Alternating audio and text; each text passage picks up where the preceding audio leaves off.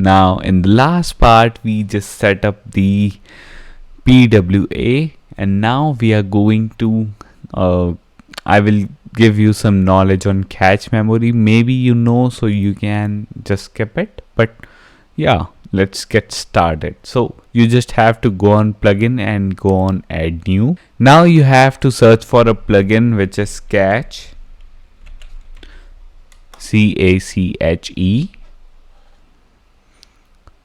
Now you will find the LiteSpeed Cache. You just have to click on install and active, but this is installed in my WordPress by default, so here I cannot uninstall it also, right? So I will just go on the plugin and go on the dashboard. Okay, so this is how it's look like, and here I will just go on first general settings. Now automatically upgrade is off, you can turn it on.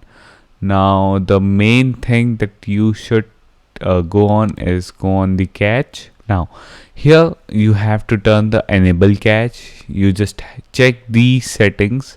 Okay, now the cache for mobile is off, but let me turn it on. Okay, and anything more? No. So I will just save it. Okay, and inside the CDN I don't think it anything more, but here you can in the cache you can go on TTL, check these settings, right, and go on purge, and okay, just check the settings, right, and exclude. You can exclude some URLs if you don't want them to save in cache. Now basically what cache memory is, let me guide you. So if user open your website and go on a page, now this page is saved inside a memory, okay, which is a cache memory. So when user reload this page, it will get instantly load. It will not send a request, right, to the server, right, because it is saved inside the cache memory. So if a user just refresh it, it will just instantly get refreshed from cache memory. Okay, and this will also decrease the load in the server, so that user not sending request every time for every page. But if you want to clear all the cache memory, you can just go here and click on purge all. Okay, then it will just remove all the cache memory and empty them. And now here are some more settings that you can check if you want. Okay, but basically the cache memory is on, so browser caching. Okay, so you can turn it on,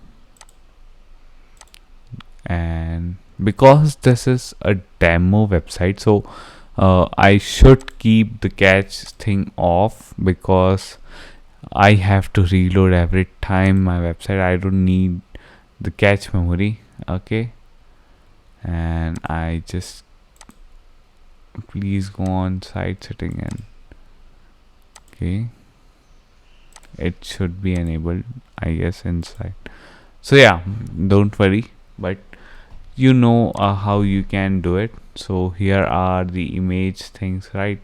If you want, you can go here and inside the image optimization and anything optimization,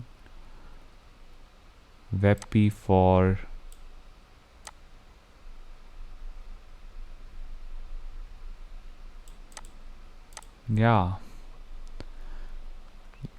create WebP version should be on.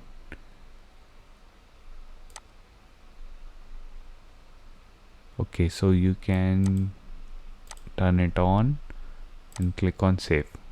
Now there is page optimization settings.